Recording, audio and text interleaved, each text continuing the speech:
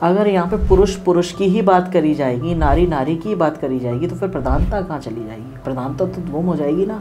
पितृसत्तात्मक सोच है यहाँ कि एक पुरुष की नारी से शादी हो गई, ठीक है, तो उसने नारी को कम आंका, वो बड़ा है, अच्छा, पुरुष महान हो गया।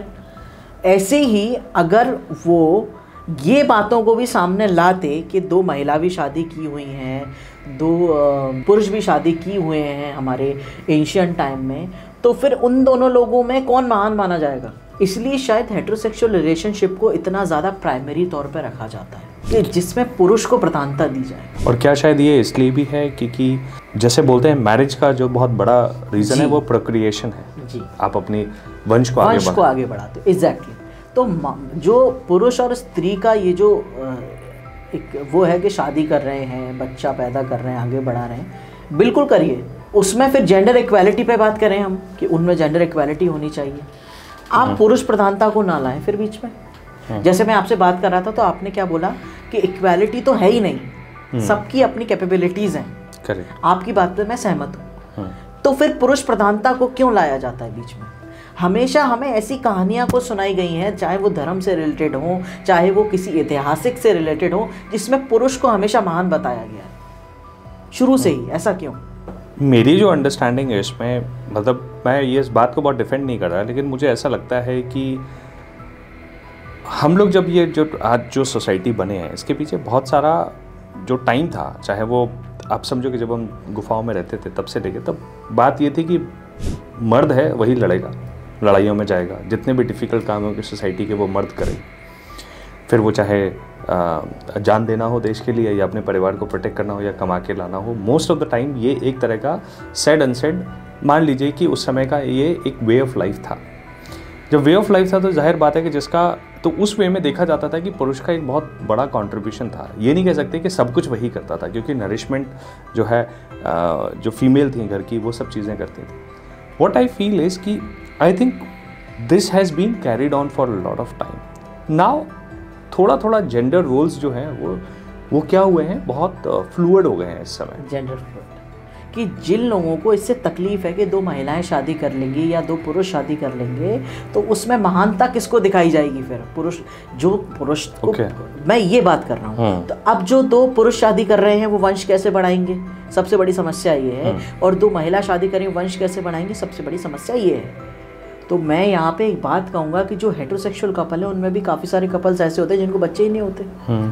तो वो कौन सी चीज़ों का यूज़ करते हैं कि बच्चे हो जाएं?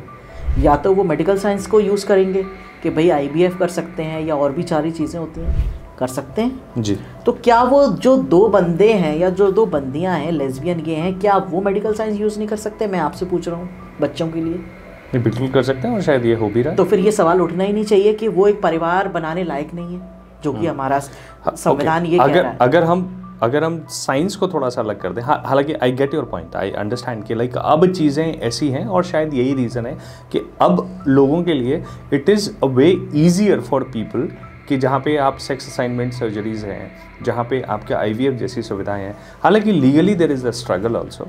कृतिवासरा रामायण में मैं यहाँ पे मैं इसलिए ये वाली बात बोल रहा हूँ क्योंकि यहाँ दो महिलाओं की बात हुई है। कृतिवासरा रामायण में एक रानी ने अपनी दासी के साथ लव किया और उस लव के साथ उनका एक बेबी प्रोड्यूस हुआ जो कि बोनलेस था।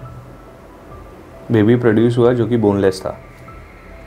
वो लेस्बियन लव स्टोरी है, क्वीर लव स्टोरी है सनातन धर्म में एक। ये आई थिंक फिगरेटिवली अगर इस बात को इंटरप्रेट करें कैसे चीज़ें, क्योंकि बोनलेस हुआ ये सब चीज़ें, this all is like where is it going, मतलब इसका क्या मतलब हुआ?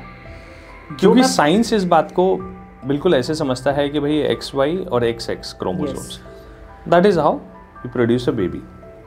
ठीक है, तो ये इस कहानी को आप कैसे देखते हो? मतलब अब मैं इस कहानी के अंदर घुसूंगा, मतलब बहुत ही ज़्यादा डीप में जाऊंगा तो शायद मुझे लगेगा ये कहानी बहुत ही अजीब ही है ये तो, है ना? हाँ, बट इसका शायद फिगरेटिवली कुछ और मतलब हो। यस, शायद उस समय कोई IVF की प्रक्रिया हो, शायद उस समय में कोई स्पर्म इजेक्ट करने की प्रक्रिया हो कि भाई दो औरतें रह रही हैं, उनके राजा नहीं है बट उनको बेबी चाहिए। अब वो किसी के पास गई, उन्हें स्पर्म बैंक से स्पर्म लिया और इजेक्ट कर दिया, वो प्रेग्नेंट हो गई, शायद ऐसा हो। हाँ, मैं इस चीज़ को कभी नहीं नकारूंगा कि बच्चा पैदा करने के लिए स्पर्म की आवश्यकता होती है, बिल्कुल होती है। एक स्त्री पुरुष के बिना, बिल्कुल जैसे एग की है वैसे स्पर्म। एग्जैक्टली, लेकिन उसकी प्रक्रिया काफ़ी सारी है। जैसे आज अगर कोई मेल बाप नहीं बन सकता तो उसकी वाइफ किसी और का स्पर्म ले सकती है स्पर्म बैंक से, जो कि आज हो रहा है जी, हो रहा है ना। तो ऐसे ही दो बंदे या दो बंदी या कोई भी LGBT कम्युनिटी का बंदा हो जो फैमिली बनाना चाहता हो, उसके लिए बच्चा पैदा करना बिल्कुल भी मतलब मुश्किल नहीं है। कि जो लोग कमेंट सेक्शन में इतने सारे लोग आते हैं कहते हैं ये बच्चा पैदा कैसे करेंगे, तो भाइयों बच्चा पैदा करना इतना कठिन है ही नहीं आज के समय में। सबसे बड़ी समस्या ये है कि जो मैरिज हमें मैरिज का जो लीगल राइट हमें नहीं मिल रहा है कि ये उसमें नहीं आते हैं, क्या कहते हैं उसको, फ्रेम में नहीं आते हैं कि ये पुरुष है और ये वंश बढ़ाएंगे, उससे मतलब नहीं है। हर व्यक्ति को मैरिज राइट मिलना चाहिए, चाहे वो हेटेरोसेक्सुअल हो, चाहे वो लेस्बियन हो, चाहे वो गे हो, चाहे वो ट्रांस हो। इससे उनकी फैमिली वो कैसे चलाएंगे ये अब उनके ऊपर है, बच्चा कैसे करेंगे उनके ऊपर है। ये इसकी परवाह समाज को नहीं करनी चाहिए, क्योंकि ये उनका पर्सनल मैटर है। आप कमेंट सेक्शन में आके ये नहीं बोल सकते कि तुम बच्चा पैदा कैसे करते हो, तुम सेक्स कैसे करते हो, ये उनकी बेडरूम स्टोरीज हैं, उन्हीं तक रहने दो। I think right to privacy तो डेफिनेटली एग्जैक्टली वही उसी चीज का खंडन हो रहा है आज की डेट।